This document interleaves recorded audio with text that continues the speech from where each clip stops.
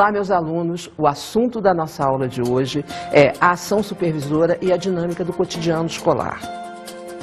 Eu gosto sempre de deixar claro que a palavra cotidiano, para mim, não tem qualquer conotação pejorativa de rotina, de mesmice, mas sim o significado do conjunto de fatos, do conjunto de atividades que ocorrem na escola num determinado momento. Pois bem, esse cotidiano escolar, ele muda constantemente. Hoje em dia, por exemplo, nós não podemos imaginar um supervisor educacional como há alguns anos atrás, fechado na sua sala, trabalhando com papéis, trabalhando o tempo todo com burocracias. Hoje em dia, a visão da supervisão educacional é muito diferente.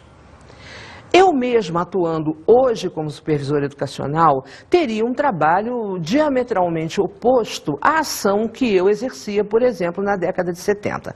Só que esses acontecimentos históricos, eles não mudam de repente. Eles mudam através de acontecimentos pequenos, através de fatos do cotidiano. Muitas vezes a gente só tem consciência de que esse cotidiano escolar mudou num determinado momento e depois percebe que isso é resultado de um processo. Bom, para falar sobre isso, eu vou buscar um autor bastante conhecido, que é o Henri Giroux. Vamos ver como é que ele fala da escola e desse cotidiano da escola. Vamos ouvir o Giroux.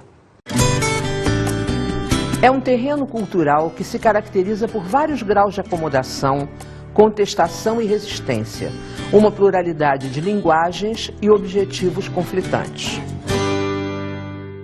Vamos perceber um pouco melhor em que dimensões esse cotidiano escolar existe e em que dimensões esse cotidiano escolar muda. Nós vamos falar, portanto, de 3 dimensões do cotidiano escolar. A primeira dimensão é chamada de institucional ou organizacional. Ela envolve uma série de coisas: o aspecto físico da escola, o projeto político-pedagógico, a forma como as relações, por exemplo, de hierarquia e poder, as relações de comunicação se estabelecem na escola. Esse todo constitui a primeira dimensão do cotidiano escolar. Compreenderam? A segunda dimensão do cotidiano escolar é aquela que a gente vivencia mais concretamente. É a dimensão instrucional pedagógica. É o conjunto de atividades desenvolvidas na escola. É o currículo, são as metodologias, todas as atividades, aquelas atividades que a gente organiza quando faz o calendário escolar, por exemplo, envolvendo reuniões de professores, envolvendo conselhos de classe, envolvendo contatos com a comunidade. Esse conjunto de coisas e as aulas em si, não é? As atividades que acontecem no chão da sala de aula, dentro da sala de aula, constituem a dimensão instrucional de que nós falamos agora. A terceira dimensão é aquela menos palpável, vamos dizer assim. Ela envolve um conjunto de fatores e um conjunto de situações. Fatores históricos, psicológicos, filosóficos, que também fazem parte do cotidiano escolar, tá? Como uma escola trabalha, por exemplo, com o conceito de desenvolvimento da pessoa humana, a forma como se trabalha filosoficamente a educação, conceito de homem, conceito de mundo, as políticas educacionais que ali interferem, o contexto histórico que envolve a escola, tudo isso faz parte também de uma dimensão do cotidiano escolar. Essa dimensão, ela não fica fora da escola, ela é vivenciada dentro da escola, no dia a dia, e afeta diretamente os comportamentos e as rotinas que a escola desenvolve. Vamos então agora entrar diretamente nas rotinas escolares e na praxis supervisora. Antes disso, eu resolvi puxar um pouco de referencial teórico, porque se a gente trabalha com algum referencial de teóricos importantes na educação, nos sentimos mais seguros para discutir qualquer assunto, para emitir qualquer opinião. Para isso eu escolhi 2 autores. Escolhi o Pierre Bourdieu e escolhi Peter McLaren. É sobre conceitos desses 2 que nós vamos trabalhar nesse momento. O primeiro teórico, o Pierre Bourdieu, Ele é riquíssimo, é um sociólogo francês, falecido recentemente, que fez um trabalho de crítica da globalização maravilhoso e tem um sem número de trabalhos e de conceitos importantes. Mas tem um em especial, que é o conceito de hábitos, que tem uma relação muito direta com a questão do cotidiano escolar. O hábitos, em Bourdieu, é um conjunto de práticas, de maneiras, de atitudes que é característica de uma classe, de um grupo social, de um grupo de pessoas. Então vejam bem, todos nós quando nos comportamos, quando vemos o mundo, quando interagimos com as pessoas, somos influenciados pelo nosso hábitos. O Bourdieu coloca com muita propriedade que, em muitos momentos, a escola despreza os hábitos de outras classes sociais, de outros grupos, do entorno, das comunidades que envolvem a escola e trabalha com um hábitos dominante e que é inculcado para os alunos que ali transitam. Ele faz disso uma crítica bastante forte à escola. Bom, mas para a gente entender um pouquinho mais o conceito de hábitos, eu sempre gosto de ouvir o autor. Então vamos escutar um pouquinho o Bourdieu em relação a essa questão. O que ele pensa sobre o hábitos? De todos os grupos sociais, aqueles constituídos à base escolar, instituídos pela imposição de um título e de uma identidade comum aos indivíduos ligados por fortes semelhanças sociais e, como tais, reconhecidas e legitimadas, são indiscutivelmente os que mais se assemelham à família. Pois bem, eu acho importante nessa citação do Bourdieu a inter-relação que ele faz entre escola e família como instituições inculcadoras de hábitos. E uma das questões que o Bourdieu discute muito são as convergências e as divergências. Reparem bem, quando uma criança chega à escola com hábitos trazido do seu grupo social e que lhe foi passado pela família e encontra na escola hábitos completamente diferentes, por exemplo, que não valoriza a linguagem, que não valoriza a cultura que aquela criança traz, vocês já podem imaginar o tamanho do conflito que se estabelece aí. Isso não significa que escola e família tenham que rezar pela mesma cartilha o tempo todo, que tenham que professar o mesmo hábitos, transmitir o mesmo hábitos, mas é necessário que haja uma certa afinidade, uma certa harmonia e, segundo Bourdieu, no cotidiano escolar, um conhecimento e um respeito bastante profundos aos hábitos que o aluno traz da sua família e do grupo social de onde ele vem. Eu acho que esse conceito, para a nossa compreensão de cotidiano escolar, é bastante importante. Vocês concordam comigo? O segundo teórico importante é o Peter McLaren. Peter McLaren é vivo ainda, né? É mais recente um pouquinho que o Bourdieu, e fez um estudo interessante sobre os chamados rituais da escola. Tá? É muito simples perceber o que são rituais da escola. Se você chega à escola e começa a observar a maneira como os alunos formam para entrar em sala de aula, né? Aquela coisa do aluno mais alto, depois o menor até o menorzinho, a maneira como a sala de aula se dispõe para a prova, né? Fila A, fila B, carteiras separadas, a maneira como o professor faz a chamada dos alunos em ordem alfabética, esse conjunto de coisas que faz parte do cotidiano escolar é chamado pelo Peter McLaren de rituais pedagógicos. E o McLaren faz uma crítica à questão da repetição infindável desses rituais, que é uma marca, uma característica do conservadorismo da escola. Mas a inovação chega à escola, ela bate a porta da escola, ela invade a escola. Não é possível mais que a escola se mantenha só como inculcadora de hábitos ou se mantenha só como uma repetidora de rituais pedagógicos. A inovação está aí, ela está na sociedade e é impossível que a escola fique fechada a ela. Em relação a isso, eu gostaria que nós ouvíssemos juntos a fala do Francisco Imbernon.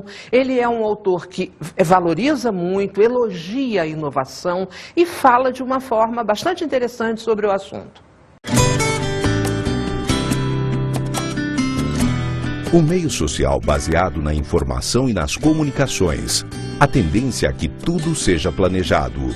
Uma situação de crise em relação ao que se deve aprender e ou ensinar em um mundo onde imperam a incerteza e a mudança vertiginosa. O novo papel do educador como gestor e mediador de aprendizagem. O Imbernon triangula, quando fala de inovação, 3 questões que são fundamentais: crise, incerteza e transformação, né? Esse conjunto de coisas é fundamental para que a inovação chegue à escola. Mas, de concreto, não dá mais para ensinar como se fazia na escola, no cotidiano da escola, sei lá. Vou usar um intervalo de tempo pequeno. Há 5 anos atrás, eu não vou nem puxar 30 anos, não. Há 5 anos atrás, o cotidiano escolar já era bastante diferente. Um outro conceito importante para nós e um outro autor de fundamental importância e atualíssimo é o Manuel Castells. Manuel Castells estuda em profundidade, ele faz um estudo sociológico da tecnologia de informação e comunicação, da inovação tecnológica chegando à escola e dos impactos disso sobre aquilo que ele chama sociedade em rede. Na realidade, para o Castells, a escola está inserida hoje numa sociedade que está em rede mundial. Ela se comunica de várias formas. A gente tem aí a internet, tem a evolução dos celulares, N formas diferentes de comunicação. A tecnologia está presente em todo esse processo. Isto, para o Castells, cria uma sociedade em rede que ele caracteriza com alguns pontos muito importantes que eu gostaria que vocês olhassem. A informação é a matéria-prima. Penetração dos efeitos das novas tecnologias. Lógica das redes usando novas tecnologias de informação. Flexibilidade. Convergência de tecnologias específicas para um sistema altamente integrado. Esta é a sociedade em rede que o Castells apresenta. Flexibilidade, dinamismo, novas estratégias de comunicação, interação constante entre pessoas, superação da questão espaço, né? A distância geográfica passa a ter uma importância muito menor do que tinha algum tempo atrás e, ao mesmo tempo, uma expressão que eu quero incluir e que complementa o trabalho do Castells, que é uma certa ansiedade de informação. Né? Tanta informação junta, esse mergulho na sociedade em rede, não acontece sem que haja algum efeito colateral. E o efeito colateral é, muitas vezes, uma ansiedade em relação à informação que se manifesta, por exemplo, por horas demais na internet, uma adesão muito intensa a comunidades e links de comunicação, muitas vezes impactos sobre a linguagem muito fortes, né? Essa questão, por exemplo, da compactação, né? Da linguagem telegráfica que os alunos começam a usar na escola, deixando de escrever de acordo com a norma culta. Então, isso é um jogo fascinante, é um momento maravilhoso, mas com o qual a gente tem que ter, como tudo que se faz na escola, cautela, cuidado, administrar de uma forma cuidadosa. Bem, nesse contexto todo, não são só os professores nas suas aulas que ficam entre esse boom da comunicação e as práticas mais ritualísticas, mais tradicionais. Também a supervisão educacional, na sua praxis, está entre a rotina e a inovação. E para ouvir um pouco os colegas supervisores, nós vamos ver um pouquinho depoimentos de supervisores numa enquete em que eu pedi que eles comparassem a formação que eles receberam nos seus cursos de formação, é claro, e como se faz a formação hoje. Vamos ver como é que os colegas falam sobre essa dicotomia passado e presente. Eu recebi uma educação, eu acredito, formal, tradicional, nos anos 60 e 70, onde preponderava o papel do professor. O importante era que o professor soubesse ensinar bem e que o aluno ouvisse, memorizasse e apresentasse esses resultados em termos de notas.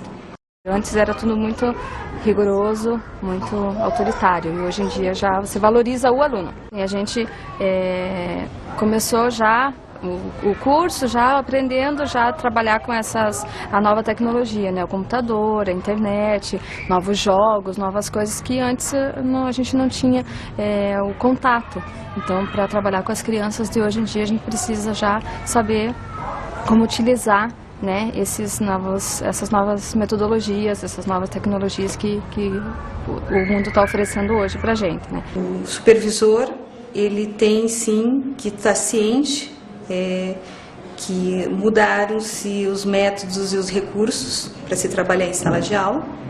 Ele tem que estar oportunizando isso para os seus professores, né, através de cursos, enfim, capacitações, encontros. E os professores vão ter mais acesso ao recurso de tecnologia para estar trabalhando com os seus alunos. Numa escola mais tradicional, nós não tínhamos sequer, né, o acesso a uma televisão, né? Nosso acesso era a biblioteca, a livros, recursos como jornal, revistas, né, enfim, os famosos questionários que nós levávamos para casa, preenchíamos e trazíamos, né?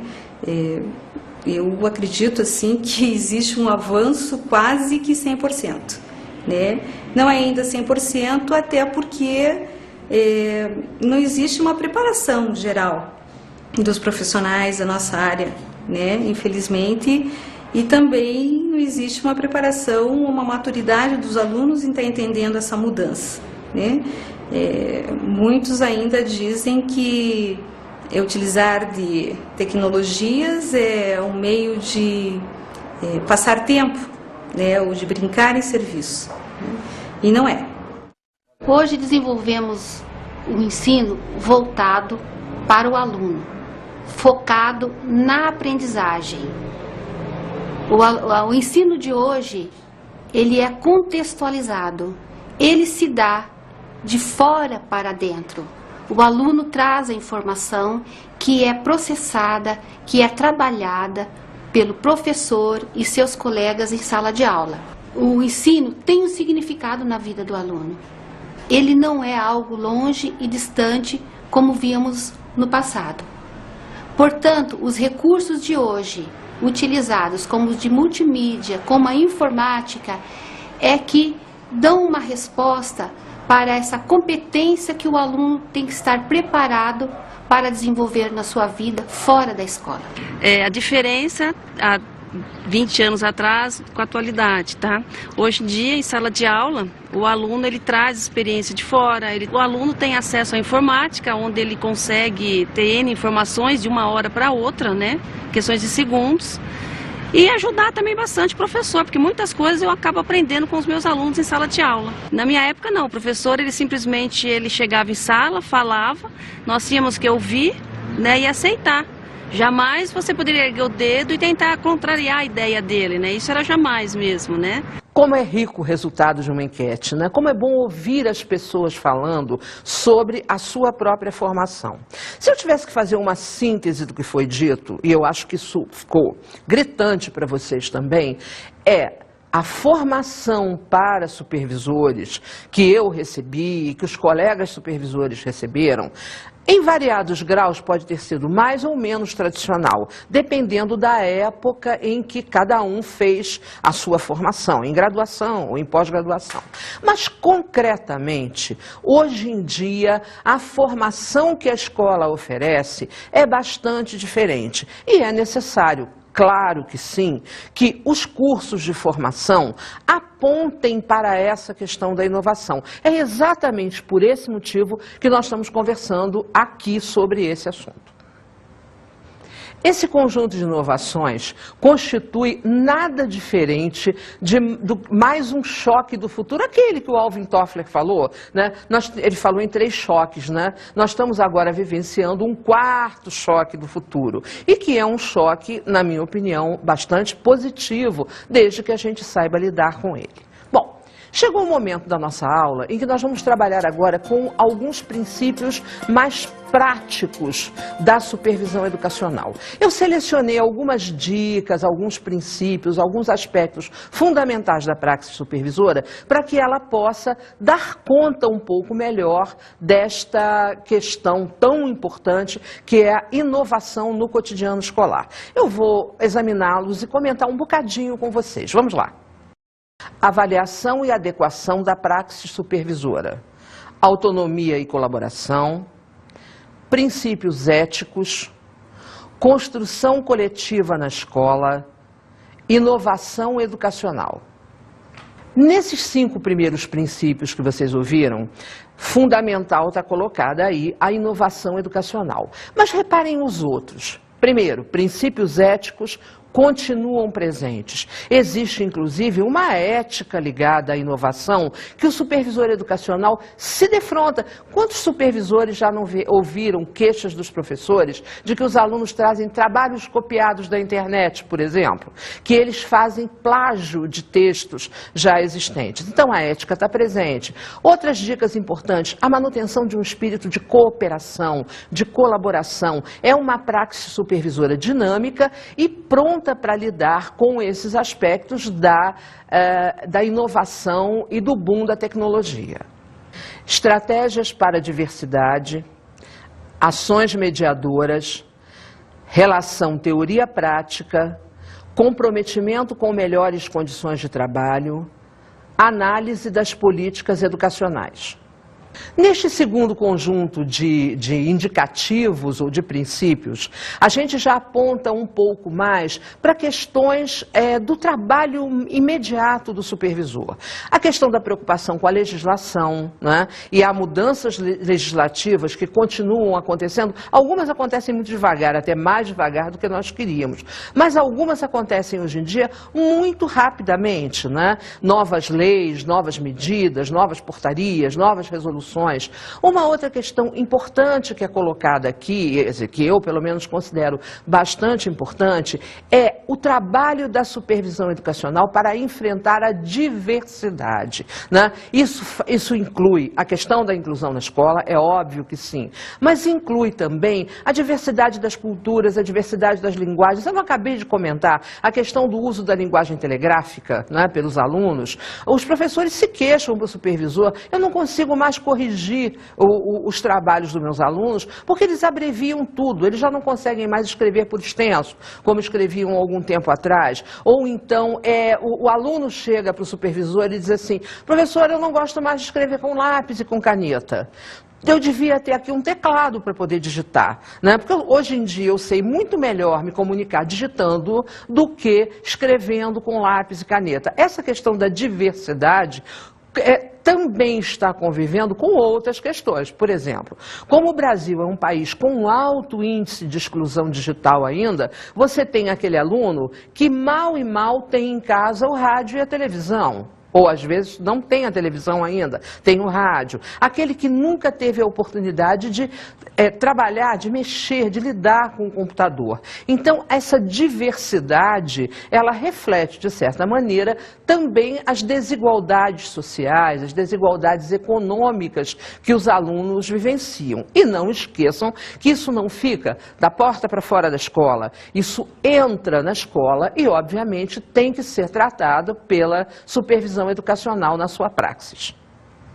Compromisso com a aprendizagem e a formação, conhecimento da legislação, estímulo e divulgação das experiências pedagógicas, visão do educador como pesquisador, consolidação do espaço de trabalho coletivo, ações específicas da praxis supervisora, relações com os demais níveis da supervisão. Deste último bloco, eu vou destacar o comprometimento com a formação e a aprendizagem. E aí, pessoal, não é só com a formação e a aprendizagem do aluno que o supervisor se preocupa. Ele se preocupa com a formação e a aprendizagem continuada também dos professores. E vou destacar a divulgação das experiências pedagógicas.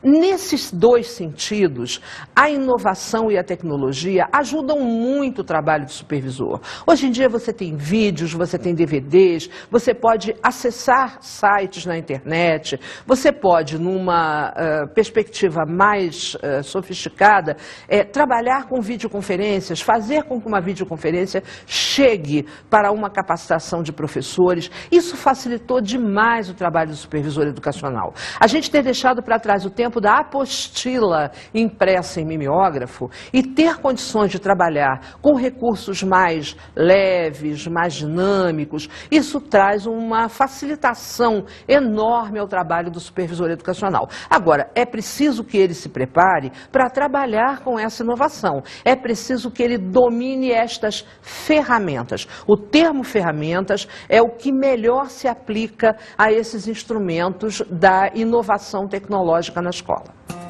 Nós vimos na aula de hoje que a evolução histórica da supervisão educacional aponta para a chegada a este momento, né?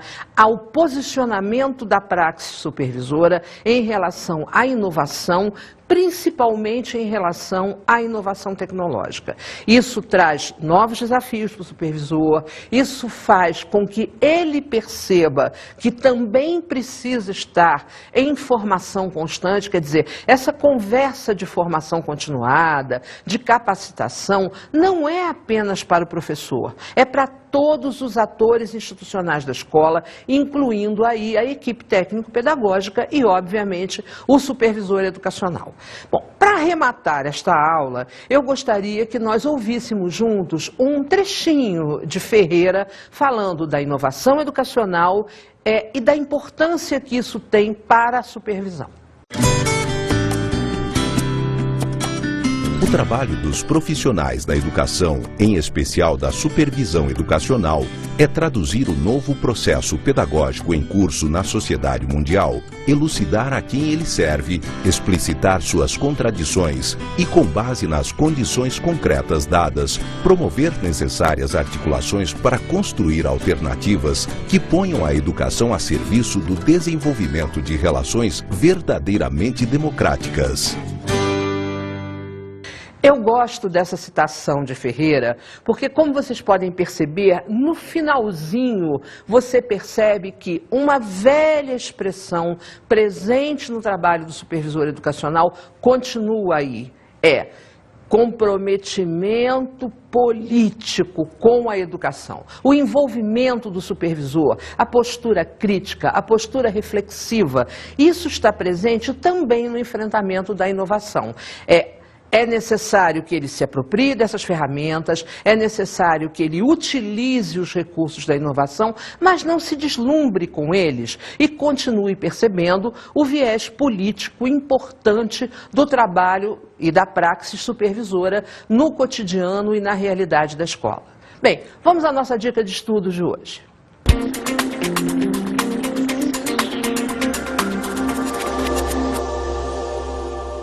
A nossa dica de estudo de hoje é uma leitura de imagem. Olhem com detalhe, com atenção, prestem atenção às minúcias de cada uma das imagens.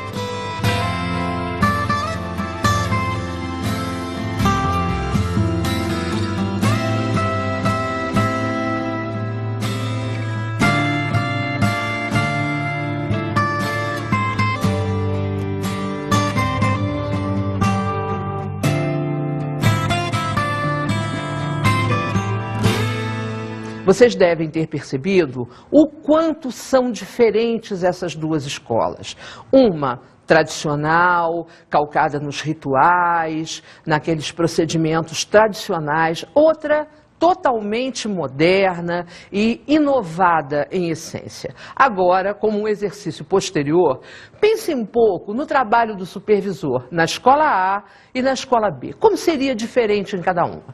Espero que vocês tenham gostado da aula.